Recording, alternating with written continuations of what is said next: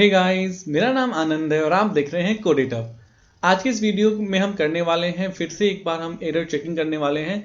ठीक इसके पहले वाली वीडियो की अगर हम बात करें तो उसमें हमने कर लिया था सिंगल डायमेंशनल पैटी चेकिंग और इस वीडियो में जो हम करने वाले हैं वो है मल्टी डायमेंशनल पैटी चेकिंग। थोड़ा सा शॉर्ट में आपको बता दूं, ये जो होता है पैटी चेकिंग वो होता है एरर चेकिंग या एरर डिटेक्शन मेथड। मतलब जब हम ट्रांसमिट करते हैं डेटा को एक नोड से दूसरे नोड तक, तो अगर हमें ये जानना है कि जो दूसरे नोड में डेटा पहुंचा वो सही पहुंचा या नहीं पहुंचा, तो उसी के लिए हम लोग एरर चेकिंग का यूज करते हैं। और ठीक इसके पहले वाली वीडियो में मैंने सिंगल डायमेंशनल पैटी चेकिंग बता दिया है और इस वीडियो में जो हम करने वाले हैं वो है हमारा मल्टी डायमेंशनल पैरिटी चेकिंग। तो चलिए स्टार्ट करते हैं।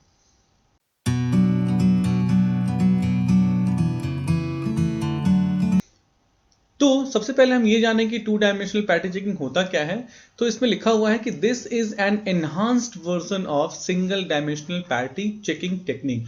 यानी ये जो हमारा टू डायमेंशनल है वो हमारा सिंगल डायमेंशनल पैटी चेकिंग का एनहांस्ड वर्जन है। ठीक है, this technique works with multiple data units simultaneously, जो कि मल्टीपल डेटा यूनिट्स पे क्या करता है, एक साथ काम करने की कैपेबिलिटी रखता है। Let's understand it with example. कैसे एग्जांपल से हम समझते हैं। सपोज कीजिए जो हमारा डेटा है वो ये 4 सेट का डेटा है जिससे हम क्या करना चाहते हैं, ट्रांसमिट करना चाहते हैं।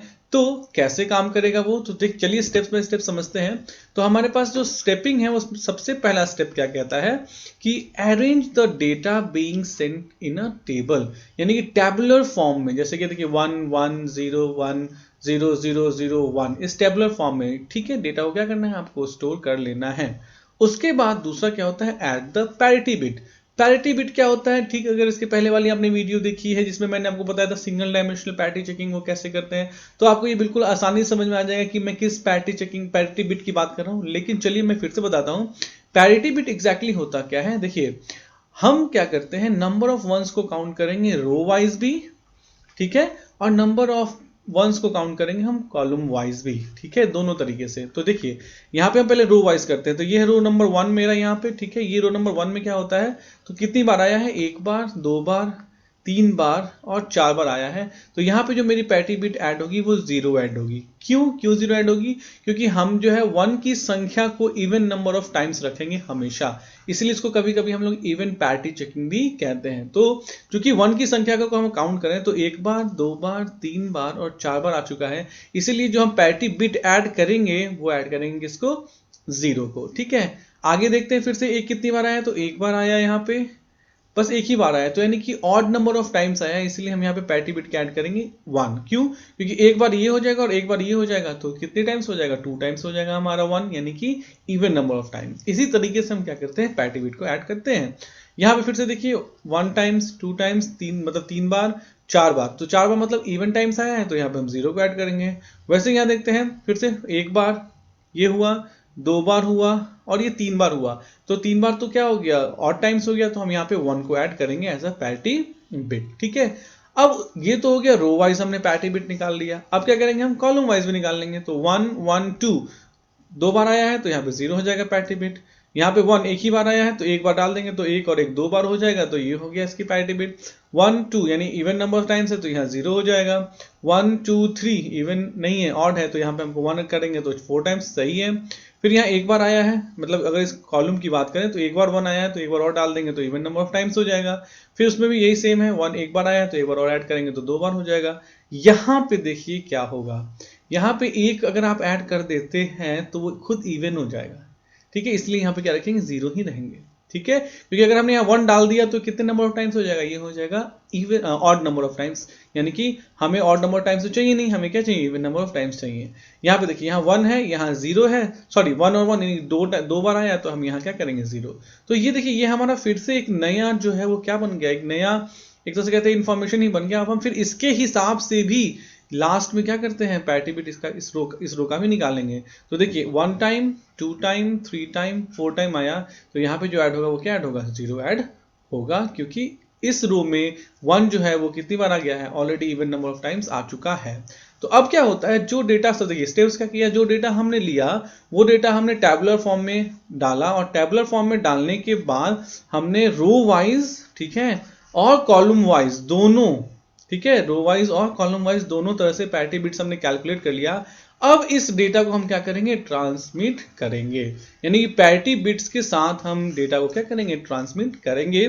तो वही मेरा स्टेप नंबर सी है कि now the data will be transmitted. अब जो है डेटा जब ट्रांसमिट हो गया है तो यहां कहता है अगेन, ध्यान समझिएगा, जब डेटा ट्रांसमिट हो गया तो एट द रिसीवर्स एंड, यानी कि रिसीवर्स एंड पे, यानी कि ए से आपने भेजा बी को, ठीक है, तो आपने ए में पहले उसको जो भी कॉन्सेप्ट आपने पढ़ा अभी कि आपने उसमें क्या किया, रो वाइज और कॉलम वाइज पैरिटी बिट लगाया, उस पैरिटी बिट के साथ आपने बी के पास डेटा भेज दिया। तो ये जो डेटा है हमारा वो बी के पास का अवेलेबल डेटा है। अब कहता क्या है कि at receivers and we need to calculate the parity bit, फिर से हम पैरिटी बिट को क्या करेंगे, कैलकुलेट करेंगे।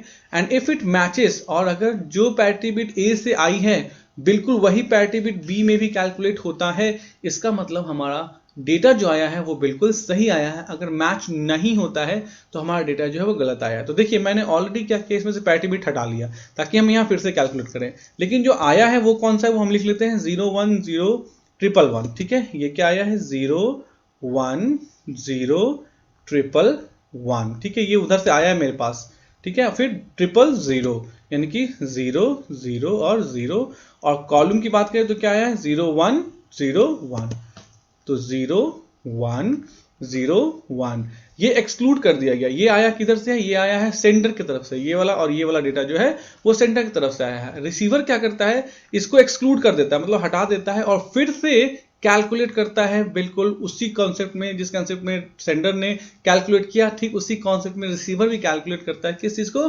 पैरिटी बिट को। तो देखिए मैंने इंटेंशनली यहाँ पे, देखिए ये वन था, मैंने यहाँ पे इंटेंशनली इसको 0 किया है, और यहाँ पे 0 था, इसको मैंने इंटेंशनली 1 किया है। अगर आप इसकी वैल्यू को मैच करेंगे तो देखिए यहाँ पे 1 है और यहाँ पे 0 है, मैंने यहाँ क्या कर दिया 0 कर दिया और यहाँ 1 कर दिया, बाकी सब कुछ सेम रखा। थोड़ा सा चेंज इसलिए किया ताकि आपको पता चले कि हाँ अगर डेटा में चेंजेस हो जाता है तो आखिर एरर कैसे डिटेक्ट करेगा। तो देखिए अब अगर मैं खुद से कैलकुलेट करता हूं तो 1 टाइम, 2 टाइम, 3 टाइम, 4 टाइम आया, तो यहाँ पे क्या हो गया 4 टाइम आया, तो ठीक है यहाँ 0 बिट पैरिटी बिट लगेगा। क्यों, क्योंकि ऑब्वियसली बात है इवन नंबर ऑफ टाइम्स है। फिर यहाँ पे देखिए 1 एक बार आया तो हम यहाँ एक बार और डाल देंगे ताकि इवन नंबर ऑफ टाइम्स हो जाए। फिर 1 2 3 4 already odd number of times आया तो यहाँ पे हम क्या डाल, sorry even number of times आया तो यहाँ पे हम क्या डाल देंगे 0 डाल देंगे, ठीक है। और फिर से यहाँ पे 1 2 3 टाइम्स आया तो हम यहाँ 1 डाल देंगे। अब देखिए जब हमने ये रो वाइज निकाला तो देखिए ये दोनों इक्वल है, यानी ये जो क्या था ये सेंडर की तरफ से आया था और ये अभी हमने कैलकुलेट किया रिसीवर के इन पे, तो ये दोनों इक्वल है, परफेक्ट।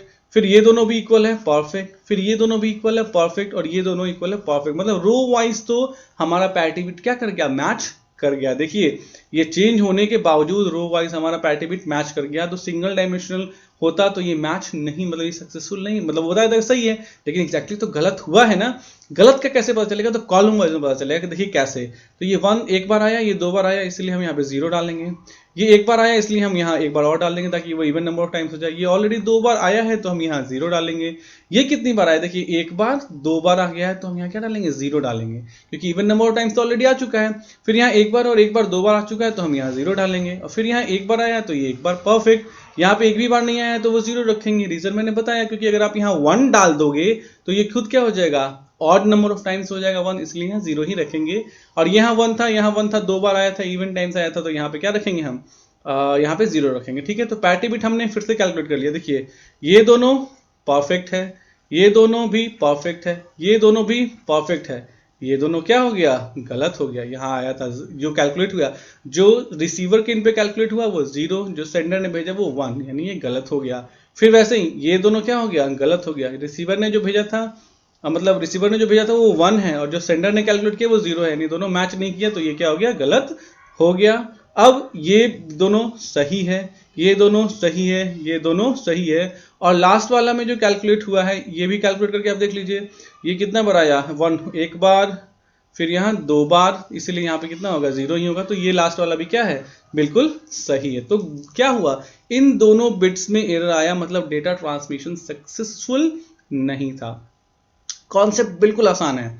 ए में भेजते वक्त पैरिटी बिट ऐड कर लीजिए और बी में रिसीव करते वक्त पैरिटी बिट ऐड कर लीजिए, और दोनों में पैरिटी बिट्स को चेक कर लीजिए इक्वल है या नहीं है। अगर इक्वल है तो डेटा ट्रांसमिशन सक्सेसफुल था, अगर इक्वल नहीं है इसका मतलब डेटा ट्रांसमिशन सक्सेसफुल नहीं था। ठीक है, तो यही होता है हमारा 2 डायमेंशनल पैरिटी चेकिंग। अब आते हैं एक कॉन्सेप्ट इसमें बचता है कि इसके एडवांटेजेस क्या हैं और इसके डिसएडवांटेजेस क्या हैं। सबसे पहला जो एडवांटेज इसका ये कहता है कि it is more efficient then single dimensional parity technique. Obviously बात है, सिंगल डायमेंशनल पैरिटी टेक्निक से ये ज्यादा एफिशिएंट है। Second, it can detect multiple bit error. देखिए मल्टीपल मतलब एक से ज्यादा, तो यहाँ देखिए 2 बिट का एरर आया तो उसने डिटेक्ट कर लिया ना, ठीक है, जबकि सिंगल डायमेंशनल में क्या था, सिर्फ 1 बिट का एरर डिटेक्ट किया जा सकता है। अब इसके डिसएडवांटेज में आते हैं। डिसएडवांटेज में क्या कहता है कि it can not detect compensating multiple bit errors. ये वर्ड ध्यान से समझिएगा, ये क्या कहता है, कंपेंसेटिव मल्टीपल बिट एरर। इसका मतलब ये होता है, ध्यान से समझिएगा बड़े अच्छे से, इसलिए मैंने फिर से दोबारा यहां पे इसको डाला है कि ये एग्जैक्टली होता क्या है, कंपेंसेटिंग। कंपनसेटिंग बिट एरर का मतलब क्या होता है कि मान लीजिए यहां पे कुछ एरर आया और ये 1 जो था वो बन गया 0 और ये 0 था वो बन गया 1, ठीक है, और भी कहीं सेम कॉन्सेप्ट था, ये भी 1 0 था, ठीक है, बात समझने की कोशिश कीजिए। यहां पे 1 था, यहां पे 0 था, तो मैंने इसको उल्टा कर दिया 0 और 1, और यहां पे भी 1 था 0 था, ये भी उल्टा मान लीजिए। बाय द वे अगर ट्रांसमिट हुआ तो बिल्कुल यही हुआ, ये भी 0 हो गया और ये क्या हो गया 1। इसका मतलब क्या हुआ, इस एरर को ये जो आया बिल्कुल सेम एरर यहां पे सेम आया, तो इसने कंपनसेट कर लिया एरर। क्या कर लिया इसने, कंपनसेट कर लिया, यानी कि this error compensated this error. अब क्या होगा, ध्यान समझिए अब क्या होगा।